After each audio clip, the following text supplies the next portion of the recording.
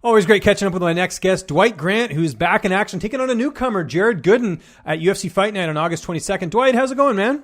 Going pretty good, man. How's everything with you? Everything's going great, but I do not have a fight coming up here on the 22nd. You must be happy just to get something here, because I know you've been trying to fight basically since the pandemic started.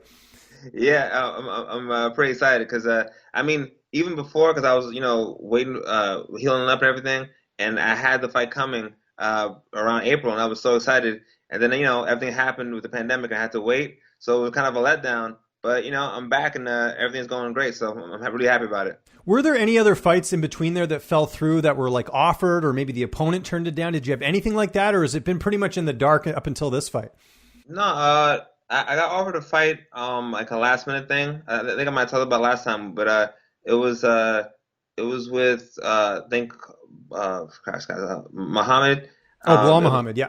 But yeah, and I wouldn't be able to make weight because the gyms were closed, and I was like really big. Yeah. Right. So, yeah. No, I hear you. It's a process to get down to 170.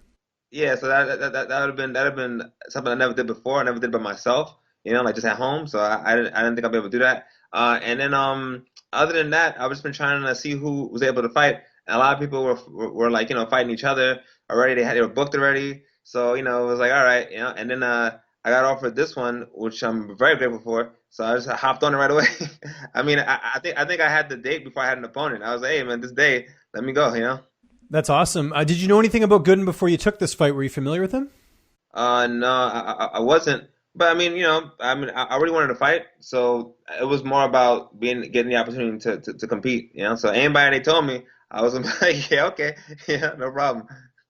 I've talked about this before. You're a great follow on Instagram, always giving the fans and everyone else updates. And I love the Mortal Kombat themed, photo that you had on there, talking about your next fight, which if people haven't seen it, if you played Mortal Kombat, where they do sort of the ladder of who you got to fight and everything else. Did you make that or did someone make that for you? I made it. I made it because I thought I was going to be fighting on Fight Island. So that was kind of in my mind, the whole Mortal Kombat thing. But then, I have the same kind of mindset and energy here. So the music from the selected character has been in my head like every single time, so I just came up with that one. By the way, I don't want to, divert our audience here from fighting, but since we both are gamers, I like the soundtrack for Mortal Kombat better on the Sega Genesis than on the arcade. Have you heard both versions? Because I think that the Genesis one, they did such a good job with that music. I don't know what it was.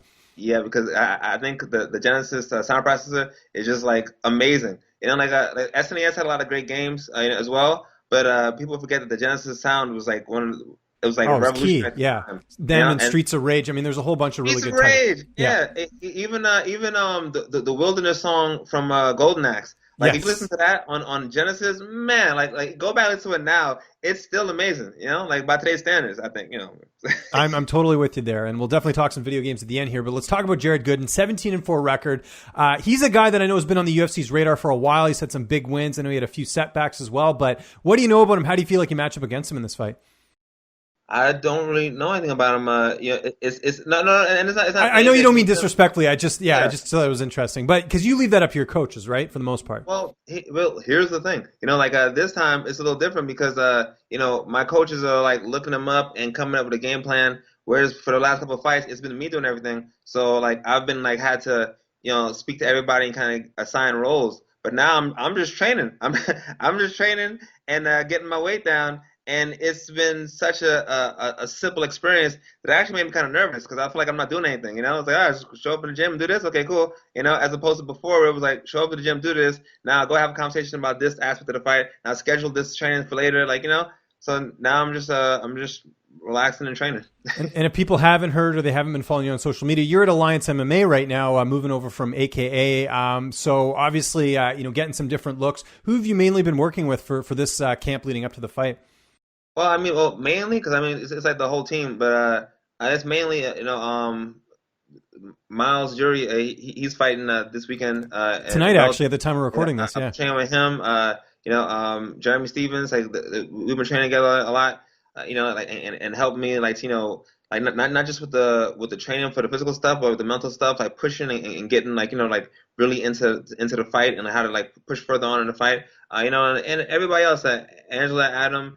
It's the whole team really. I because when I'm done training with people, like I like to talk about what happened. And like for me, martial arts is fun because like we all train together. Yeah, and it's what's the word? It's intense, you know. But afterwards, we all should be able to talk and have a good time and be like, yo, remember this, remember that, like, and that's how the learning happens. So I'm a big fan of that. So I ask people questions all the time, and like, you know, they really help me, and they take the time to like make sure that I get it, which really, you know, has been a great, you know, like help to me. You know? Yeah, it seems like a really good fit for you being at Alliance and, you know, having, you know, like you said, more of the cerebral type discussions about your fight game and everything, which I think is great. And obviously Eric Del Fiero, one of the best coaches in the game. Yeah. You talked about the weight cut there. I got to ask, how's the weight right now? Because I know this is coming up pretty soon. And I know, like I said, it's a bit of a process. Oh, no, it's fine. No, I mean, like, I can technically, I mean, I wouldn't do it, but technically, I can cut right now and fight tomorrow. You know? Okay, good. But that hasn't been the case usually. Usually, I've always had to go through this whole thing because I have so many other things to do. You know, so now it's just like I'm there. I'm in the 80s right now. You know, which is so surprising. Yeah, it's so surprising. I actually have to like taper down and eat more food to stay at a heavier weight as opposed to going down. I actually came up a couple pounds from where I was a few days ago. You know, so it's great.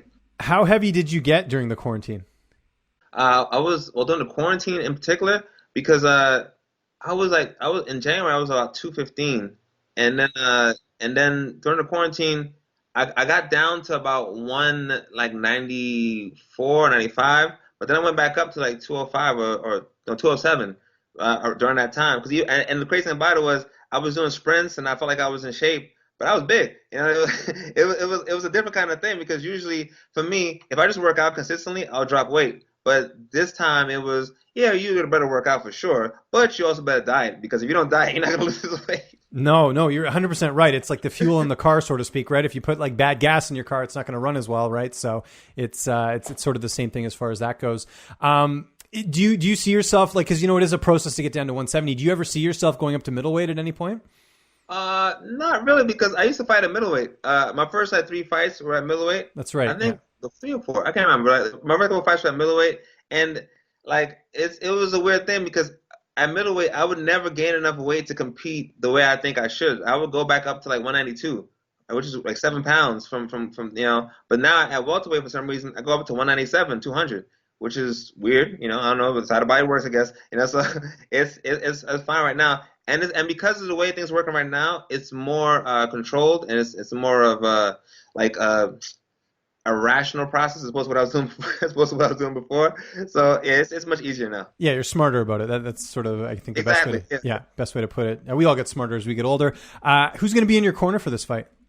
When I have Adam Blair Pride, he's one of the coaches at Alliance, and also Coach Eric, the jiu-jitsu coach, and I'm gonna have AJ Patel. He's been at my last couple fights too, helping me with striking. You know, and also weight cutting too. So I'm gonna have like a great team of guys, like people I've been working with and talking to this whole time. They're helping me to perform the best of my ability. How's this fight playing out on August 22nd? Well, I mean, it's not really. I don't think it's what's the word? Like mean for me to say, but I'm always trying to knock the person out. Like it's not something new. I mean, no matter who I fight, it's always the same game plan. I'm trying to knock them out. You know, and if they try to grapple with me, I'm still gonna try to knock them out. If they try to and that's just because for me, as a fan of martial arts, that's what I like to see when I was growing up, and that's what I think people like to see now. So I'm going for some for a good finish. What's next for you after this fight? I imagine you want to kind of get the momentum going again with this layoff you've had heading into this fight.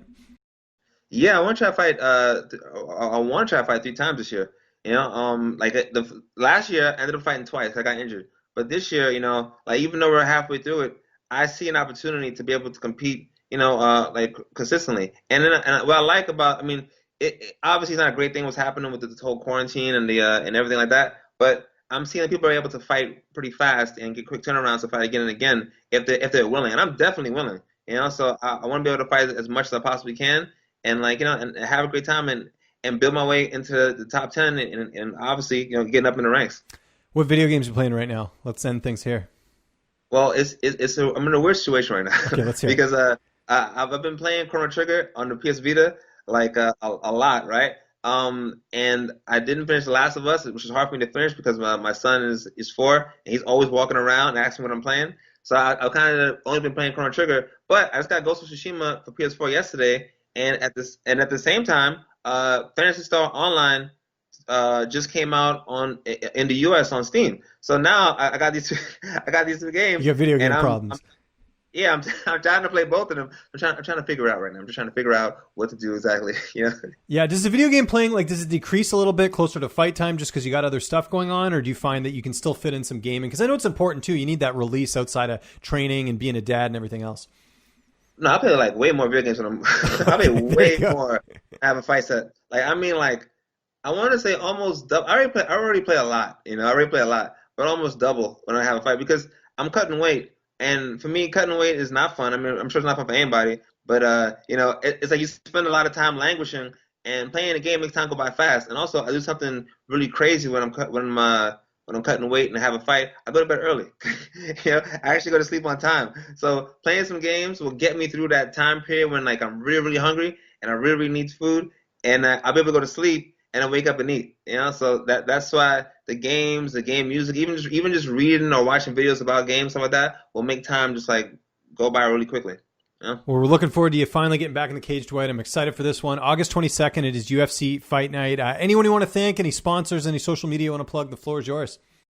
I thank everybody at Alliance because they've made this like a great transition for me, and also this preparation going into this fight has been amazing. I thank my sponsors at GFI. They've always been helping me out since I came to California. They've been giving me all kinds of great equipment to be able to train. Check out my video game Instagram. It's punches and dragon punches _ dragons. Talk about games on there every single day. And that's another way I make it through weight cuts too. I'm on there all the time talking about games. And that's pretty much it. I'm just grateful for obviously, my family and friends that's been supporting me and getting me through this whole thing to be able to compete on the 22nd.